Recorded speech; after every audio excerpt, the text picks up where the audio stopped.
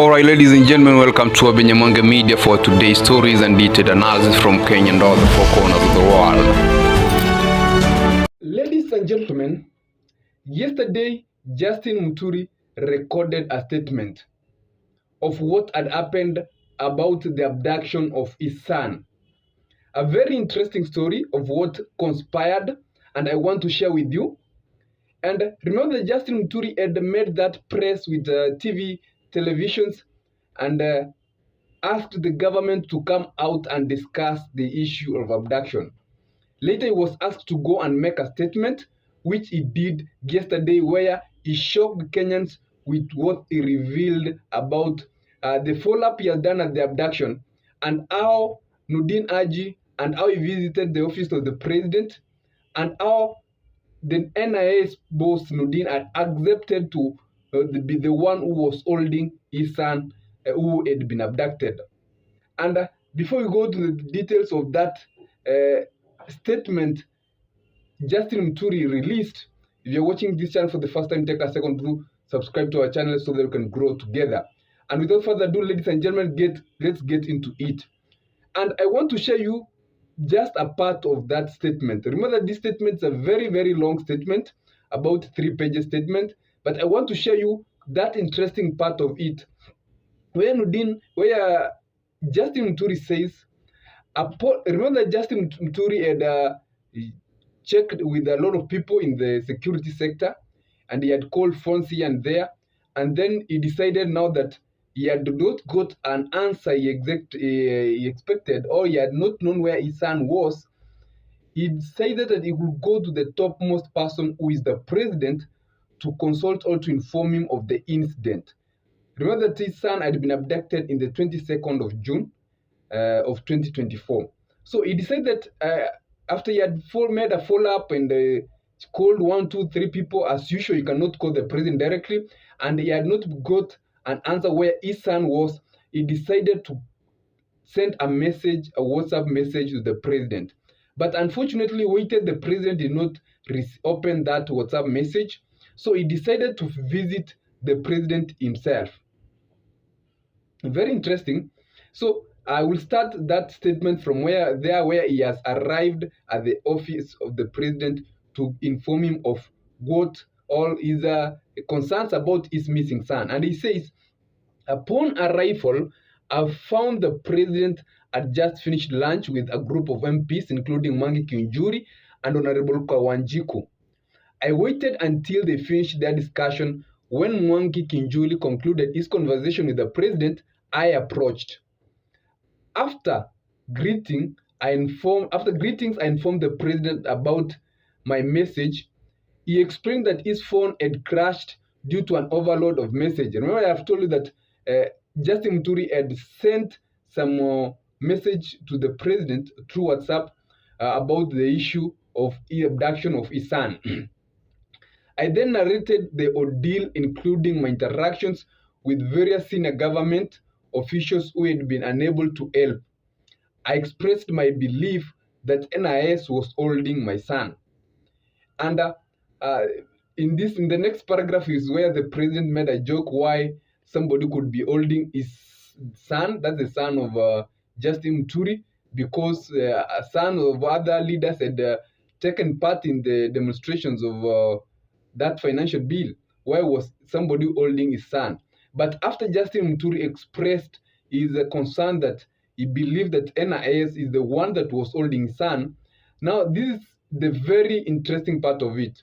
He asked the president, I requested him to call Noordin Haji. That's the last part of that paragraph. So this after Justine Muturi has expressed what has happened to the president and has insisted to the president that I have information that NIS is the one that has my son. So he asked the president to call Noordin Haji, who is the head of NIS. So maybe when the president was making the call, maybe move to the pavilion. And in the next paragraph, he says, standing outside the pavilion, I had the president ask Noordin Haji if he was holding my son. Noordin confirmed that indeed he was holding my son, and the president instructed him to release Leslie immediately. Noordin responded that he could be released within an hour. So this is what conspired in that statement that was released by Justine Muturi, who was at that time the Attorney General of the Republic of Kenya. And he says that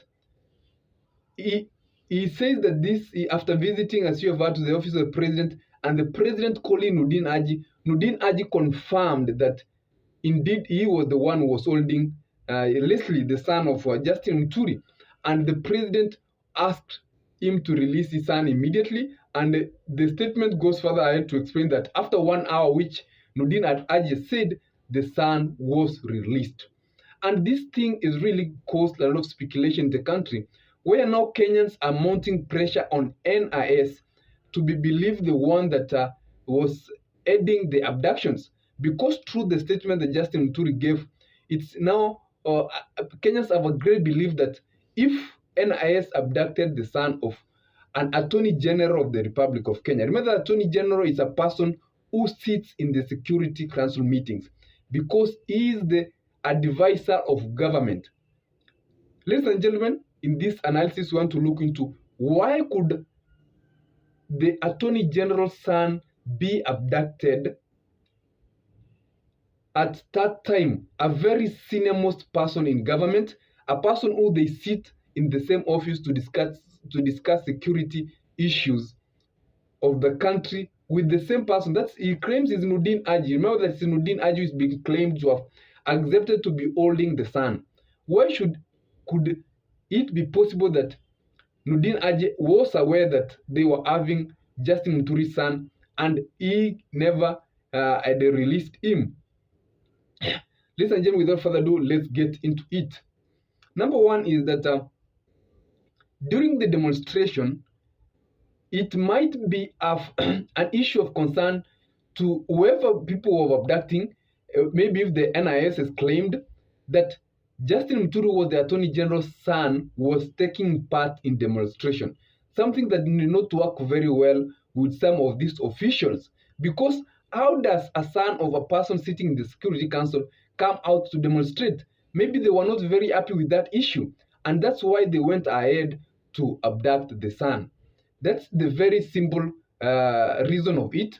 But going ahead is that at that time of abduction, Justine Muturi was the Attorney General.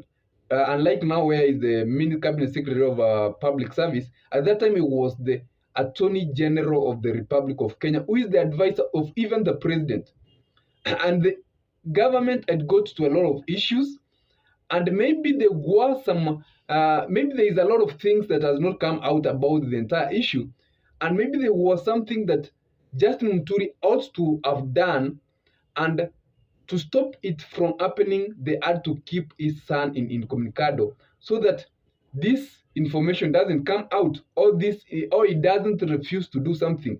Or otherwise, why should a friend of yours abduct your son? Let me ask you, why should a friend of yours come and abduct your son? Maybe either there's something he doesn't want you to talk about, or there's something he wants you to compel you to do.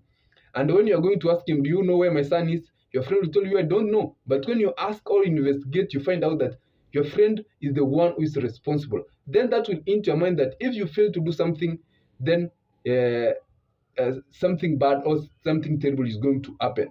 So there is much more that is not revealed in this statement. Maybe there was something that was being compelled for Justine Muturi to do, because for what purpose was his son being held? Somebody who sits in the Security Council. That is the second reason, ladies and gentlemen. And the third reason, of course, is that when the son was abducted, what was the relationship of Justine Muturi and Noordin Haji? Remember that Rigathi Gachagua came out and expressed his very issue, some ish back, said that NIS was to be blamed of what was happening in the country during the parliament attack, and gave a very strong statement. What was the relationship? Were there other issues that maybe the president didn't know? You can tell me what you think in the comment section, ladies and gentlemen, but that's only my opinion. But it's a very interesting story. I know Justine Muturi will come out to make even more allegations and demands about it. But I think is the beginning of Justine Muturi getting out of government. Remember that yesterday, Honorable Soro, who is the chief whip, said that Justine Muturi must come out and apologize, resign, or they will impeach him when they go back to parliament.